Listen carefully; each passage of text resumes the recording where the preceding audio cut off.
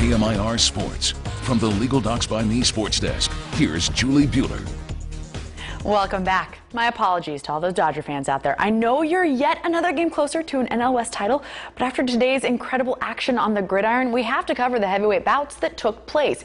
And if these past 3 weeks are any indication, we are in for a wild ride throughout college football. So where should we begin? Well, how about the crazy win top-ranked Alabama notched over Ole Miss? Now, last year the Rebels were the only team to best the Crimson Tide, and this year, gosh, they almost did it again. But in a wild seesaw battle, the Rebels took a commanding lead. Bama responded. They went up double digits in the fourth quarter, only to see Ole Miss score 2 straight touchdowns and pull close.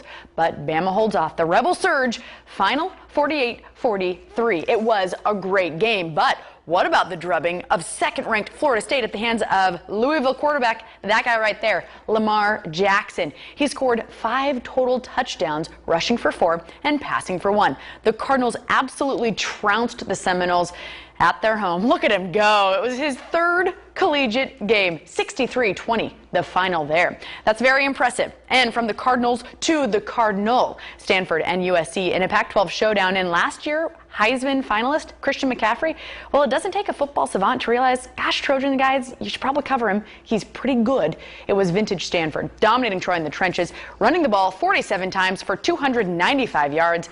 Look, the Trojans just struggled offensively, and the Cardinal, they rolled 27-10, the final. Look at McCaffrey go. He just is a phenomenal player. USC now 1-2. It's the worst start for the Trojans since 2001.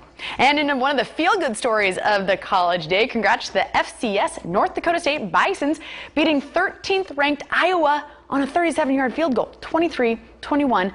The final. It's a huge upset, and the Bisons are the defending 1AA, formerly known as 1AA national champs, so it shouldn't be that big of a surprise, but fantastic game. In our local high school scene, it was the last week of league play, and the DVL, we saw some tight rivalry games. Our favorite squads earned big wins, and of course, love to see the fans out and about. So here's a recap of Friday Night Lights. The fans voted, and the overwhelming response sent our own Pete Fox to the bell game as Indio faced off against Coachella Valley.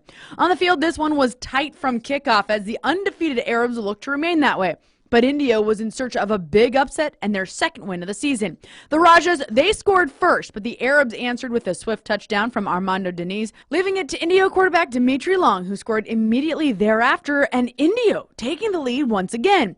But Deniz followed up with a score of his own, and the Arabs' defense, also flexing some muscle, forced a fumble. That, along with the Arabs' big man in the backfield, Romeo Martinez, scoring one of his 3 touchdowns on the night, notched the win, a close one, 34-27. Now the Arabs escape in a wild game yet again and move to 4-0, remaining the only undefeated team in the Valley. Now Deanza League play begins the following week, while DVL play begins next Friday, and Indio faces off against Palm Springs. Meanwhile, the Indians, they were in Fontana. They faced off against Kaiser and earned their first official victory of the year, 38-29. Cathedral City took on Tahquitz in Hemet and scored their first win of the season as well. And Shadow Hills behind once again. Caleb Wellmus and Lee Hawkins won at home. They will be at Cathedral City for their first DVL game next week.